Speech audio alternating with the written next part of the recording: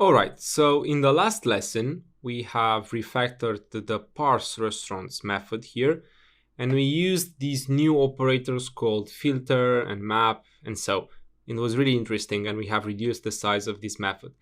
Let's do the same in this lesson, and let's refactor the filter restaurants method here by using some other new operators as well in the process.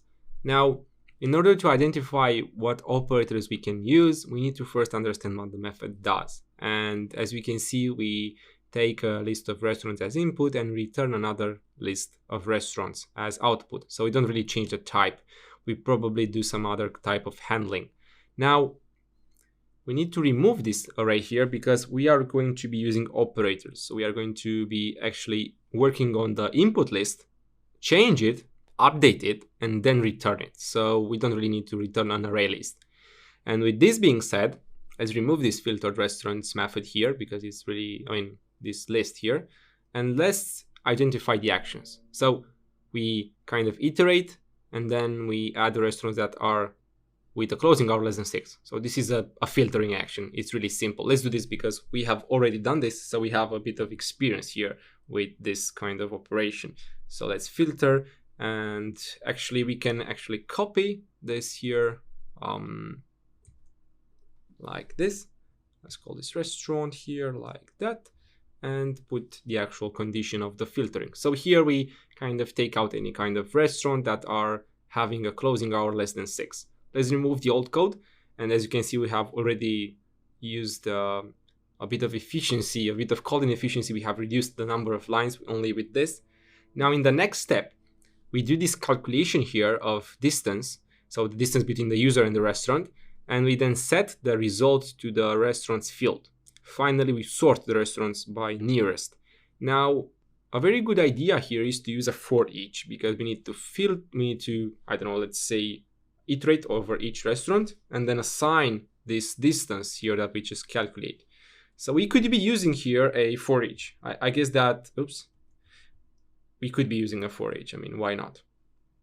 Alrighty then.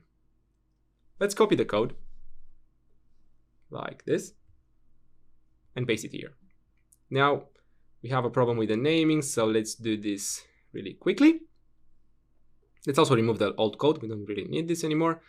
And all this is fine. We have moved here the code in the for each, we calculate the distance, and then we set it. Finally, we need to sort the restaurants. So there's another Kotlin operator, a new operator that I'd like to tell you about, and that's called sorted by here. And this sorted by is really useful because it allows you to sort the list, the content of the list, on a criteria that you define. Now the problem is that the IDE is telling me that this is not going to work, and you might be guessing already why. We have used operators until now that do something on the list, which is like the filter or the map. They change something, they update something, they take out something, and then they return the result. So if you hover here on the filter, you can see that the filter returns the list. For each, on the other hand, it doesn't return anything. It returns unit, void, so it doesn't return anything. So the problem with this is that we cannot chain another operator because an operator works on a list. Now, if we don't have the list returned from the previous operator, we can't really chain it.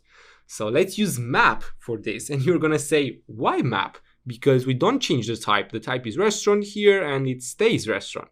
You're right, but you can still use map to iterate over the content of a list and change something, update something within the content of the objects like we do here, and still have a very nice, clean, concise logic, clean or concise code. And it's not really changing the type, but the map allows you to change some fields within the objects of the list and so. So it's still useful because it allows you to, it returns the list, so it allows you to chain the resulted list with something else, with another operator. So it's sorted by in our case here. So let's say here, the restaurants, right, that are being in the sorted by, and you want to sort these restaurants here by, and it's not gonna work because, and it's really easy to understand why it's not restaurant, it's restaurant, but in the map we don't return the result. So, I mean, you can do this, but it wouldn't really help us. We have to return this. So let's return the result, which is the actual restaurant here. And now it should be working. All right, and we want to sort the restaurants by distance. So here, if we just specify the field of the object of the list, it's enough for Kotlin to understand that it's going to sort the list by the distance. So the restaurants are going to be sorted by distance. And what it's going to do, it's going to actually sort them ascending. Now, this is exactly what we need. We want to have the closest restaurants first and the furthest away last. And this is very good. If we wanted to have this the other way around, so the furthest away restaurant and then the closest, we could have used here descending, sorted by descending. And this is really useful. Now, we don't really want to do this, so let's keep this sorted by. Let's also return the result here. So we want to return whatever we do after we filter, map, and sort. And this is a very good idea on how to refactor the filter restaurants method that does filtering, mapping, and sorting. And already the code is much more cleaner, much more easy to understand because it has really predefined actions, filter, map, and sort. It's really easy to understand what happens on the list content. Let's go and see why the IDE is complaining. Well, we haven't used the array list anymore, so probably the display restaurants method here says that it expects an array list. But again, we are not using array lists anymore, we use only lists, so we can delete this here. And while we are here, let's also refactor this method here. So as you can see, there is a mapping here. And what happens here, we transform the list of restaurant to a list of restaurant display item. So what we could be doing, and let's push this old code a bit down like this. Let's call map. I mean, I guess that this could be a very good exercise for you to do this on your own. Let's do this quickly together as well. And let's map the restaurants. Instead of having an array list and then populating the array lists, the whole list with a new type of object, let's copy paste the instantiation here of the restaurant display item and put it here in the map. And also let's say here return, so it's more clear on what is happening. And with this here, we don't really need the old code. So we haven't really obtained too much, but it's a bit more clean. There's a mapping here involved, and the returned value is stored within the display restaurants method, which, as you can see here, is a list. So we basically take this list here and we set it in the adapter. Now, I still have an operator that I'd like to tell you about, which we are not going to be using in this app, in this example project, but it's really important for you to know because more often there are applications or use cases in which you have to find an item within a list. And the traditional approach is to create a for list, create a variable and then a for that iterates over a list. And when you found that object, that item within the list, you store it in the initial variable.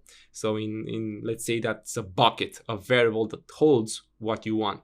Now, Kotlin provides something really cool. And this is, let's suppose that we want to find a restaurant which has a certain ID. So let's call this found restaurant like this. I don't really care about this, but instead of having a for each or a for loop or so, we can use the find operator. And the find operator here takes each restaurant within the list and allows it to compare it via a condition, a predicate. So you can call here .id, equals 100. So if you want to find the restaurant with ID 100, instead of creating a variable or storing a variable and then iterating and then checking in an if, well, you can do this in only one line with Kotlin with the find operator. And the find operator, as you can see here, it returns the restaurant, but it also returns a nullable value. So what this means is that it tries to find the restaurant within the list with the ID 100, but it still has a chance that it might not be able to find it. So if it doesn't find it, well, it's going to return null. So you have to make sure that the found restaurant here is not null before you check it, before you use it. So this is a very interesting syntax. Find is a very interesting operator. You can also actually use first or null for the same thing, which is basically first or null is the same thing as find, but find is more suggestive. But this operator, the first or null or the find, is really useful when you have to find certain items within a list. And it's really easy for you to do this in Kotlin with this operator. It saves you a lot of line, a lot of code in the process. We are not going to be using this in our project, but it's still very important for you to know it. It's going to help you, I swear. All right, so let's move on to doing a quick summary on the operators that we have just learned, the sort and the find, and then let's learn something even better.